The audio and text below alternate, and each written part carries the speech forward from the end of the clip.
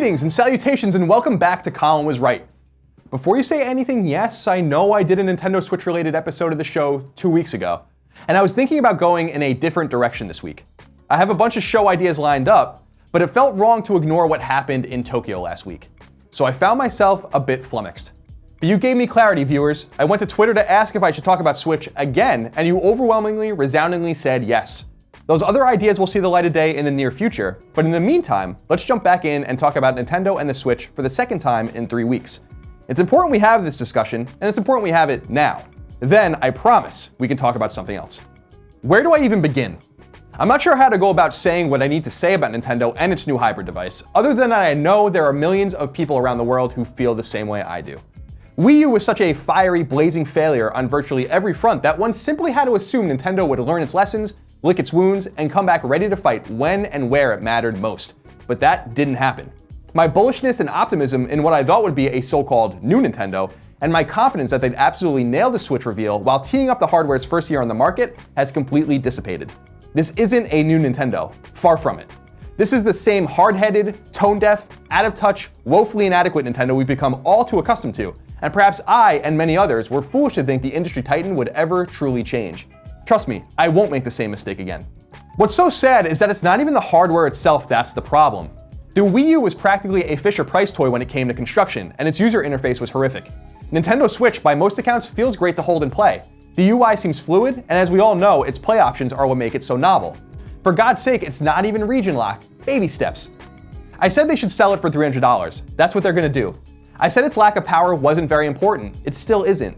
I said an independent, vibrant, and thriving Nintendo was an essential cog in the industry. That still is true now as it was 3 decades ago.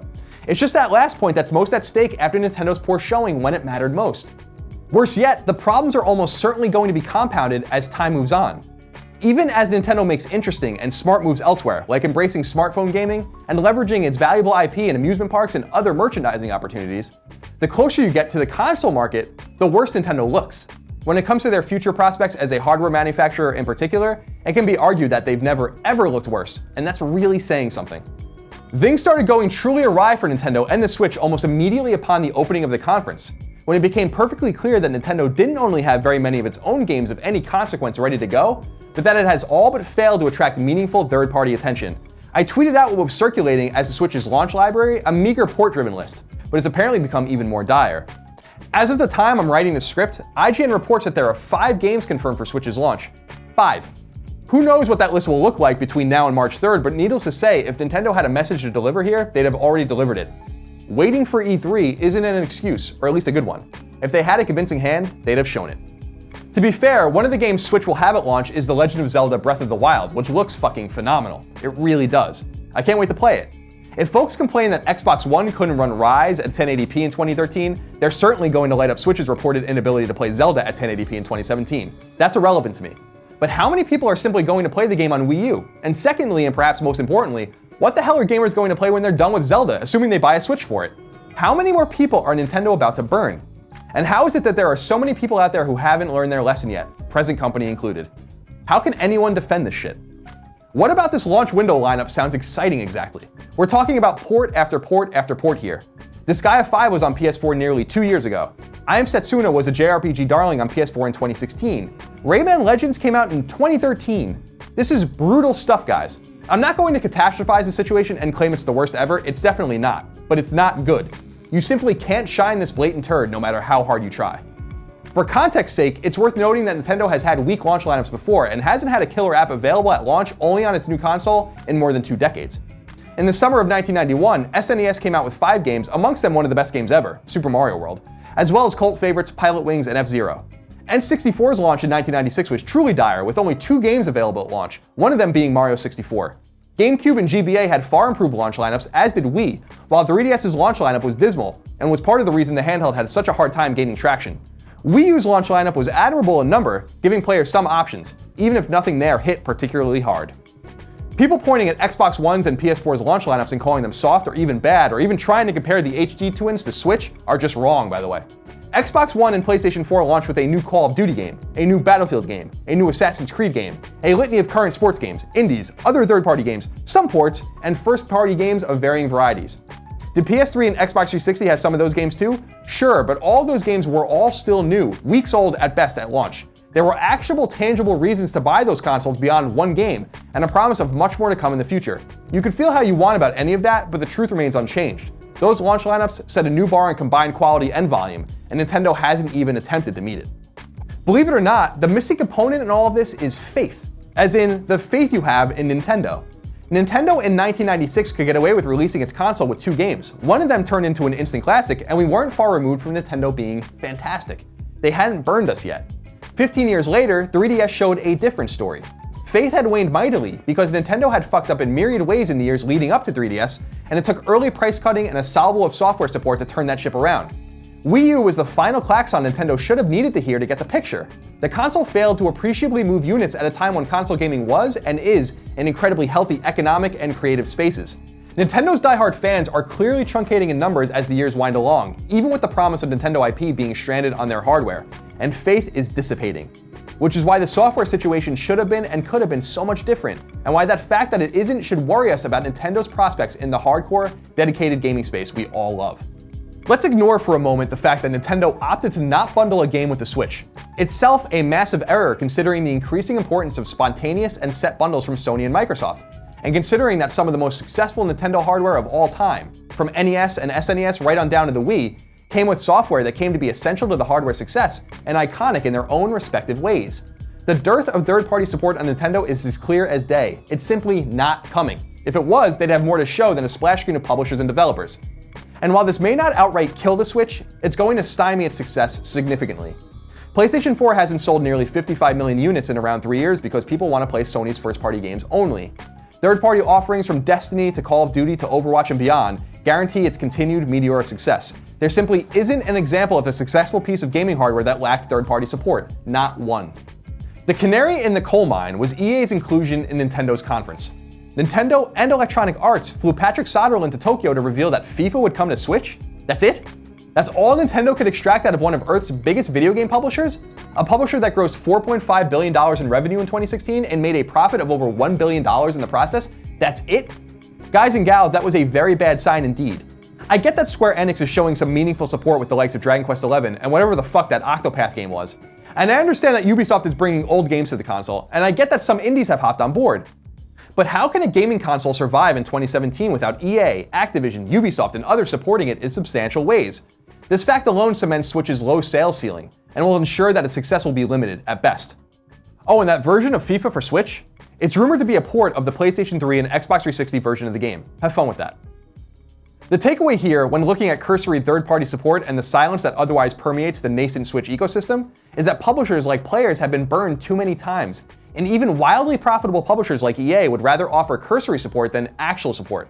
They'd rather risk nothing and make nothing than risking something to make something, because they obviously don't believe the latter is possible. Ubisoft bringing Rayman Legends to Switch, which came out in 2013, is all you need to know. Or maybe it's the fact that Bethesda is bringing the Elder Scrolls V Skyrim, not Skyrim Special Edition, just Skyrim to Switch. Welcome to 2011. Then we come to peripheral pricing, which shows a Nintendo desperate to gouge consumers. There simply isn't another rational takeaway to be had here. It reminds me of the shit Sony pulled with PlayStation Vita memory cards, and how much that turned people off. Well, you should certainly be turned off by a $70 ask for a Pro Controller, or $80 for a Joy-Con set, or $90 for a new dock. I'm not going to linger on this point for long, other than to say that these prices, among others, are fucking absurd. This stuff is relevant to consumers, and it should be. When there are thriving consoles on the market at the price point Nintendo is charging for the Switch, and those consoles have cheaper peripherals, much more power, huge back catalogs, tons of upcoming games, vibrant online ecosystems, and more, you do have to do something to keep people around. The games aren't there, and they aren't going to be there, and these ridiculous peripheral prices are simply isolating potential consumers even more. The icing on the cake is Switch's online functionality and all that does and doesn't come along with that. Nintendo revealed that Switch's online play will ultimately be behind a paywall after a free introductory period. I have no problem with that in a vacuum. Providing online play isn't a free proposition for hardware manufacturers, as network upkeep can and does cost a small fortune. But there are pieces of the puzzle here that, at first blush, make Nintendo's online proposition laughable. Not a huge surprise, considering it was only over a decade ago that the company proclaimed gamers didn't want to play online at all. Remember the theme here: utter tone deafness.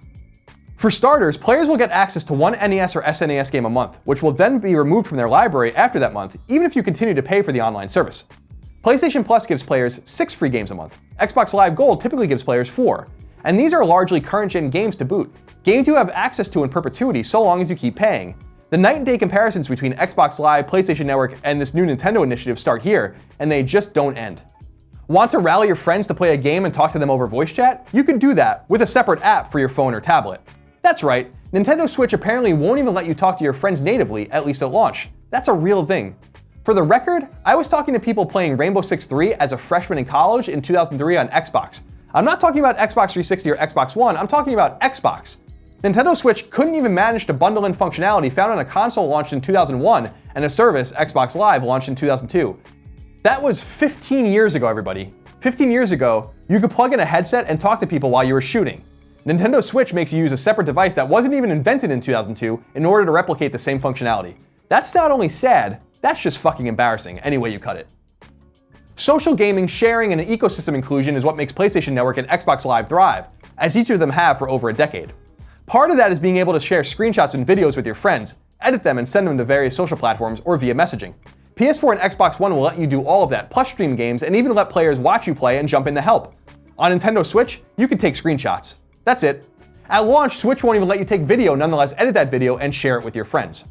Want to earn achievements/trophies on Nintendo Switch? Too fucking bad. It doesn't appear the console has that functionality either.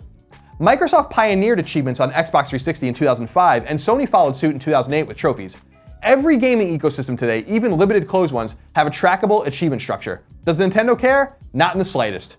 Who cares about that stuff? Only millions of people on PlayStation 4, Xbox One, and Steam, but I digress. This may seem inconsequential to some, but it isn't to many others, and moreover, it's perhaps the most emblematic move Nintendo has made yet that it doesn't understand what the hell it's doing. There are people out there who won't buy this console over this decision. Others yet will limit their playtime on Switch solely to first-party games. Either way, Nintendo loses. The sadness over all of this really hit me when I got home after the reveal. I sat on the couch catching up with what everyone was saying on Twitter, Facebook, and in various corners of the web, and what I was reading was overwhelmingly negative. It seems a lot of people felt the way I did, that Nintendo was about to hit a grand slam and show us all how wrong we were about them. Instead, they hit a dinky infield fly and proved that we weren't wrong about Nintendo at all. Nintendo really isn't going to change. If the end of the Wii era, the Wii U, and the 3DS launch isn't going to make Nintendo change, nothing will. We might as well write it in stone. I actually randomly scored a pre-order for Switch on Amazon that night, mostly because I assumed none of my coworkers were still awake and figured one of them would want one. The only one of us that did acquired his own, leaving me with this pre-order I don't even want, but strangely feel guilty about shooting out of the airlock. Why should I buy this thing? So I can play Zelda, wait 6 months, play Mario, and then who the hell knows? This very situation showed me how different Nintendo is to me compared to other companies. Someone on Twitter called me a jilted lover, and I think that's about as accurate a description as I could imagine. I really am a jilted lover. I projected seemingly endless optimism about Nintendo Switch just because I didn't think Nintendo could fuck up yet again. I wanted them to win this round, to prove us all wrong, to show us they still care. But they haven't learned anything. They haven't changed one iota, and they couldn't seem to care any less than they do right now. That will, in turn, force me to change, to look at Nintendo with even more skepticism than ever, and to never ever put faith in a company that does nothing but let me down and many others, time and time again. Could Nintendo Switch be great? Sure. Will it be? It's not looking too good for where I'm sitting. From my vantage point, it's looking like the Wii U all over again. Lucky us. Thank you for watching.